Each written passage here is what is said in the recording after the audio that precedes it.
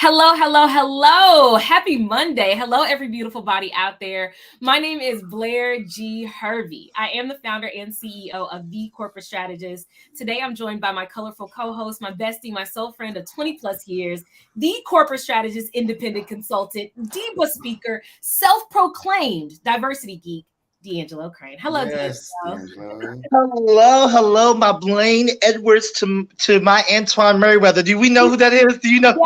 Yes, hated it. Yes, in living color. So all I have to say today is be who you are for your pride. That is my Yes. favorite pride a TikTok moment is that they look it up, be who you are for your pride. We were singing it all weekend long. But it's always great to be here with you, Blair, to bring a little love, light, and laughter to the Black Diva Collective Live. So yeah, it's good to be here. Lovely. And we have a wonderful addition. So a big welcome goes to our guest, Eric Joe, aka Southern Belle Johnson. We are so excited to have you. Thank you for being here.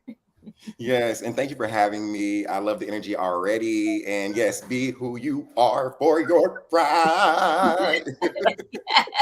Yes. I am so excited about this conversation. Before we get into it, business as usual, D'Angelo, can you get us kicked off? Well, I need to say two things. One thing is I was like, I need to wear something very colorful today, but I said I'm going to just wear something that makes a statement. And it's just be you, because that's what it's all about, right? Being you. And I am so appreciative to be having a conversation with two people who fully lean into being themselves and who continue, both of you, continue to encourage me to embrace fully who I am. So I'm excited about today's conversation. When we think about the community, I'm rocking my little, I can't get it in the right place, but you see, I was like, let me get all the paraphernalia. Okay, so as we do every day here on the Black Diva Collective, we do what we call the art of the check-in. And that's where we take a moment to just dig a little deeper and see how everyone is feeling. And why do we do that? Because we're asking leaders across America, if you want to gain a little empathy, if you want to be more vulnerable with your teams and gain some trust and understanding, the way to do that is to just the art of the check-in. Just take a moment to breathe and ask the questions that really matter and have those meaningful conversations. So we're going to practice that right now, starting with our guest, Eric Joe. How's your heart? How's your mind? How's your spirit today? So my heart is full today. I recently celebrated a birthday. I am 32, aka 30 again. Okay. And no, 32. And yeah, it was just so much love, compassion, and my friends really showed up for me. My loved ones really showed up for me. So I'm thankful, appreciative, and heartfelt today, which is also that's also against the fact that today is the anniversary of the shooting at Pulse nightclub. So I'm also feeling heavy from that, and so it's just sitting in that duality. Thank you for sharing that. Thank you. Blair, how's your mind? How's your heart? How's your soul today? I'll just put all that aside because I'm just really excited about these 3 buns I did. And so, in the day, you throw up a cute little hairstyle, throw on a cute little hoodie. I'm floating today in my clouds. Yes, yes, honey, I'm just making a decision. Amen. To be happy, to be excited, to be full of energy, love, and light. So I'm all right. I'm doing all right. Happy Monday. D'Angelo, how are you feeling today? How is your head? How's your soul? How's your wardrobe? First thing is I got my hair done this weekend, so it is like I'm like, yes, I got body and everything. I'm feeling really good. I went to the Pride Festival this weekend, and it was just great to be around really joyful, uplifting energy because there's so much turmoil and other things going on around the world when it comes to the culture and our community, and so it's good to be around to have that spirit and have people uplifting one another. So it was a good weekend, and so yeah. So now I'm here having conversations with 2 of my favorite people. So it's really great. It's good things. I love that. Excellent. Well, thank you for sharing. And again, Eric Joe, thank you for allowing us to participate in that duality and that vulnerability of what you're sharing today. It's of course. we do that. So again, for anyone who is not familiar with our guests, we want to welcome Eric Joe Johnson and thank them for having this valuable conversation with us. Eric Joe is a Black genderqueer social science practitioner, educator, and musician whose expertise lies in reversing the negative realities of institutional stagnation and promoting positive possibilities of institutional change for historically excluded communities. Now, I'm actually going to pause there because there was a little bit more to that bio. I was like, oh, this is a lot of information. This is a little heavy. It's a little thick. And, for people who aren't familiar, I think we're going to leave it to you to explain to us. Tell us a little bit more about that. What does that mean, actually? And how does that define who you are? Yeah, so I definitely see myself and show up as a disruptor. In a lot of cases, when I'm entering into an organization, there's a certain mindset, there's a certain approach to diversity, equity, and inclusion work. And typically it's surrounding, okay, how do we, think predominantly about promoting people and ensuring that there's no inequity in regard to promoting people, inequity in terms of, your background, identity, your cultural background. And also, in general, thinking more about the career ladder and that process. And while that matters, I think about my work as more expansive than that, in thinking about, how do these different social paradigms that are exogenous or external to organizations, how do they impact organizations? So for instance, if we're talking about racism, right? Or more specifically, we could talk about misogynoir and how racism and sexism simultaneously negatively affect Black women, femmes, trans women, in general, right? And so I show up in organizations to think about not just the regular work day, but also how do you center everyone's safety? How do you center everyone's autonomy? And how do you center everyone's health in and outside the organization, regardless of your background? Okay, no, that makes sense. Thanks for breaking that down for us. We need more yous in these organizations for sure. Well, let's get right on into this conversation, D'Angelo. Okay, so from Bayard Rustin, who is one of my favorite queer LGBTQ leaders, who helped lead the March on Washington, to Arthur Ashe, to Michaela J. Rodriguez, to Alex Newell, to Lena Waithe, who are all LGBTQ Black celebrities or movement shakers, disruptors. That's what we're talking about today. We're talking about the trials and the triumphs of being Black and queer. And I think we've all had our individual experiences, but Eric Joe is going to share with us about their experiences in this space. So Eric, just really digging in right now, when was the moment you fully embraced yourself unapologetically? Wow. I would say, well, first, I would just say that I identify as Black queer, and I'm using a term that my partner actually popularized, Dr. Anansi Wilson. And just to elaborate upon what it means, it is a term that stemmed from public discourse on whether people were, quote, Black or queer or gay first. And it serves as a descriptor for individuals who are of Black or African descent, who are also queer, and recognize how these two identities are simultaneously and inextricably linked. And so I just want to make sure that people have that context.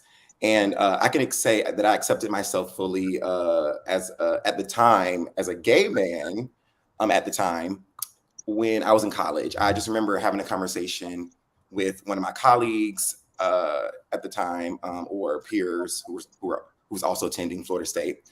And we were talking about just religion. And at the time I was adamantly religious. I was a Christian, and I was navigating the tension between being taught that being gay was wrong, and accepting myself as being gay, right? While also navigating can I still adopt this religion, in particularly, this type of Christianity, right? Because we know that all Christians don't believe that being gay is wrong, right? I just want to name that. But there is a large subset of Christians who do.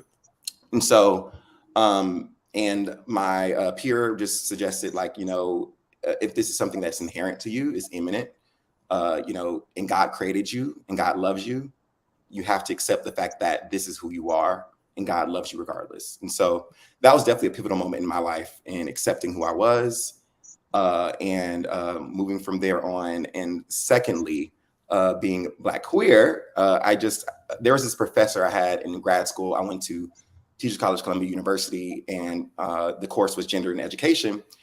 And we had to do these journals just around thinkings, or our thoughts in response to the readings that we were partaking in.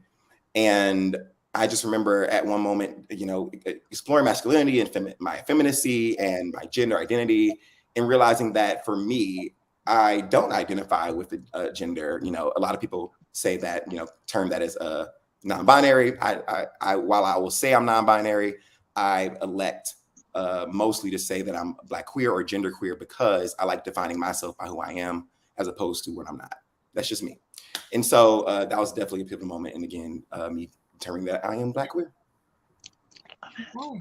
Listen, these new terms are coming out all the time, right? So I'm going to throw that out there, whether it's LGBTQ plus 2IA, whether it's, Black queer, these terms are rather new for a lot of people. But after doing a lot of research, I've also realized that a lot of these terms aren't really new. So I love Janelle Monáe. She is my birthday sister, and I definitely relate to her in a lot of ways. Particularly when she came out as pansexual in, I think it was last April or a couple of years ago. I was like, oh, I totally identify with that sexuality and why. But after doing some research, it says that although later attributed to, I think his name is Shulamith Firestone, the hybrid words pansexual and pansexualism were first attested in 1914.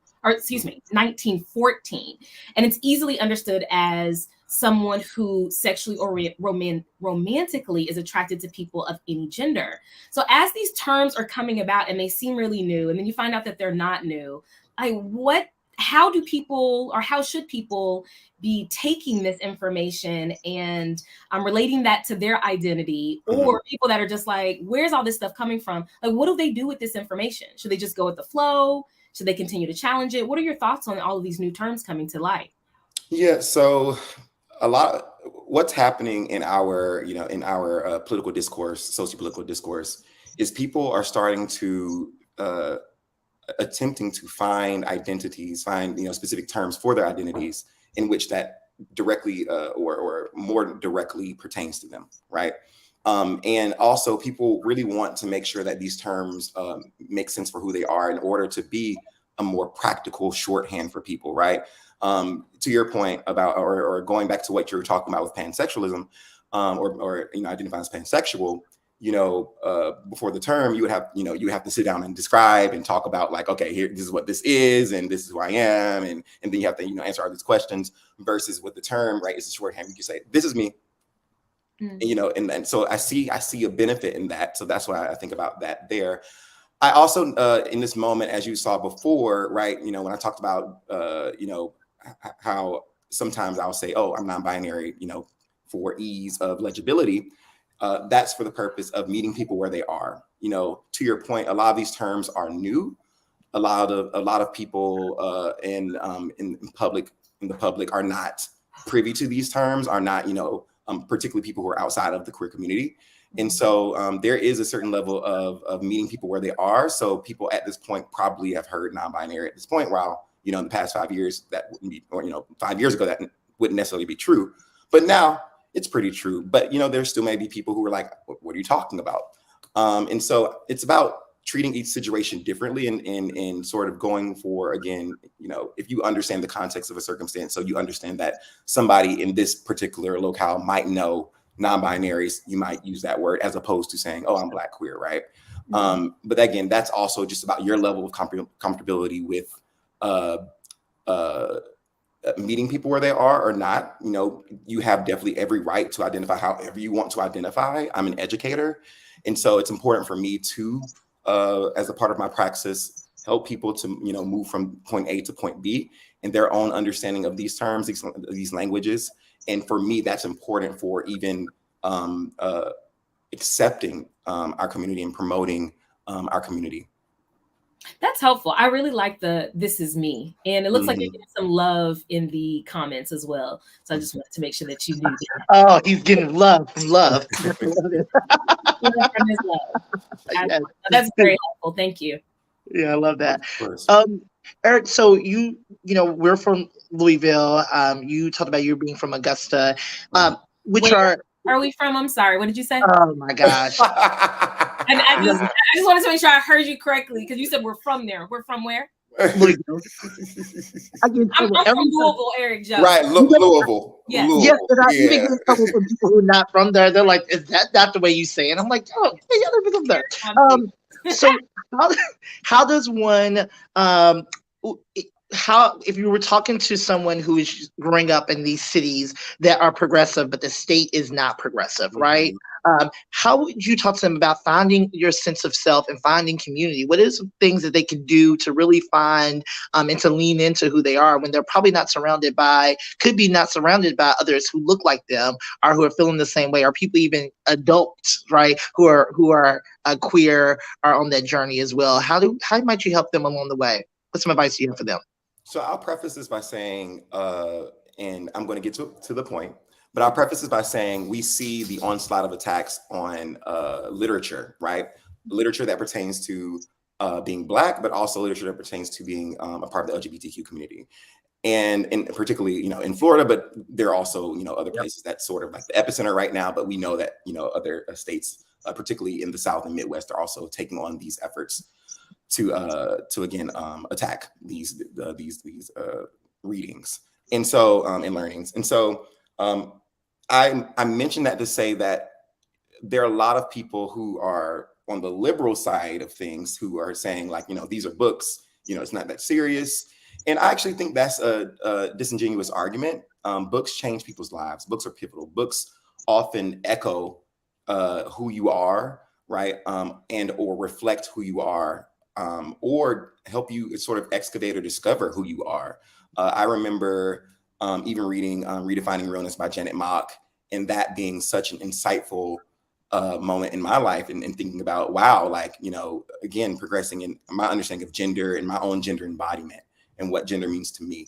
And so I would suggest to, find literature, find the books. There are a lot of efforts to digitize these books that are banned. And so my suggestion, again, a practical suggestion is to, find LGBTQ literature. Second is to find LGBTQ, arts in general, like film, documentaries, et cetera, to think about. And what we've also seen in the advent of social media is ways to build community across, various contexts, across various geographies. And there's a lot of community on Twitter. And we can listen, and we can talk about the lack of community on Twitter too, right? We can talk about that and the tribalism that's happening, right? But there's also a lot of community on Twitter. And so those are definitely just two practical ways I can think about with affirming yourself and finding community within communities that, often are inimical to you or don't have as many people as a part of your community. It's so interesting you say that because Elaine Harris was my introduction into reading books about the LGBTQ Black life, right? And I remember when I saw other young men reading them, I was like, oh, we're reading the same book. And he just had Elaine Harris has such the greatest books ever, the greatest story that he told about what you could envision yourself to be, because his characters were football players and doctors and so many great things. So you're right on target there. Yeah. Yeah, and to your point though, and the last thing I'll say is like something we discount a lot is the imagination and right the empowerment of imagination. When you can't, when you only see what's in front of you, you won't go further, right? And so something extremely important is to look into the distance, is to think about the possibilities of what could be, as opposed to just staying in what is. I like where this conversation is headed, because I think about the time I think I shared with you right before we started, Eric Joe. I was born in Dallas, Texas, raised in Louisville, Kentucky, and then launched my career in Atlanta. And I chose Atlanta because my cousin and we would hop on the highway and we would take that 6-hour drive maybe once a month to go to Atlanta, to be inspired by style, to walk around Lenox Mall, see celebrities, but also to being part of the community. Because I would remember she and we would go to clubs, good old Cawthon back in the day. Shout out to Louisville, Kentucky. I don't know what that is, but that sounds hilarious. It was where we found community, right? But we would always go in there and people would always ask us, like, what are y'all doing in here? Y'all don't look like y'all belong in here. I'm like, well, girl, I'm in here just for the same reason you in here. And then when we would go to Atlanta, we would see so many different types of people. I remember D'Angelo took me to Bulldogs for the very first time, and I was like, Oh, good old bulldogs, puppies. I saw somebody that looked like my daddy. And just a plethora, a range of different people. And that really opened up something for me as I wrestled with my identity as well. And I actually want to ask this question based on the question from the comments. But when I think about community and I think about how I've shaped who I am, whether it's listening to Janelle Monáe, participating in different events with D'Angelo, getting on that highway and going to Atlanta, or, most recently just watching some shows that may have me thinking that maybe I have internalized some homophobia about myself. All of these things have really shaped me. So I love this question. How has the Black South in particular formed your particular flavor, practice, identity of queerness or non-binary? Yeah. I can say that when I think about growing up in the South, and I think about particularly growing up in the church, the Black church, and I'm Baptist. Shout out to other denominations, but clearly Baptist is the best. No, right. Which is different than Southern Baptist, right? Or right, like because that's more of the white tradition. But but I say that to say that I remember, for instance, seeing different people who are part of the choir, different musicians who moved differently through the world than you would than I was taught to expect of a man, right, or a masculine body. And so and that for me is important to name, because while again, we can talk about the vitriol from the Black church on the Black the Black LGBTQ community, we can also talk about the acceptance and how people there would be whispers behind your back, but people would still love you. People would still check on you, bring pies to your house when you're sick, and sort of show up for you. And also there was just so much different ways of embodiment. And also that's Asante. There are different ways of embodiment that again that people move through the world with effeminacy and masculinity. And I say all of that to say that while in theory or in name, people were against different ways of being and sexual and being of sexual minorities, people also were able to accept that you could show up and come as you are, right? And that's a phrase that as Black people we know, like especially in the Black church, come as you are. So I think about that, or for instance, that's one part of it. The other part of it is, as Black people, we know that a lot of our families are matriarchal. And so for me and my gender embodiment, I learned a lot of my dominance or straightforwardness from my grandmother. That's who really taught me when to be tough, right? But I also was taught when to be soft, predominantly by my grandfather. My grandfather was one of the most loving people who I've ever met in my entire life. Would give you, as the phrase goes, the coat off his back if he had to, in the typical hey, come here. And you put your hand out and they, and you look at, and they walk off, you look at your hand, $50. Yeah. And so and as far as my Black queerness, by saying that come as you are, it's okay to be who you are. And that, the way you think about gender and the way that you understand gender doesn't have to be a part of this typical binary. We all have different forms of masculinities and effeminacies as a part of us. And it's okay to the degree to which you show either or showcase either. That's helpful. Yeah, I remember going to not Louisville, to Atlanta and looking for a church, because that is something, that I was looking for as far as community. And I found Victory Church, but in the subtitle of their church, it was called a welcoming and affirming church.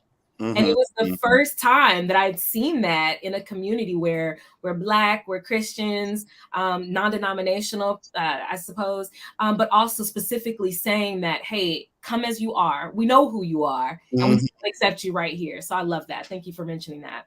Yeah, of course. Yeah, I have my question, and then it just flew up my head just that quickly here. What I was I have going with. another one.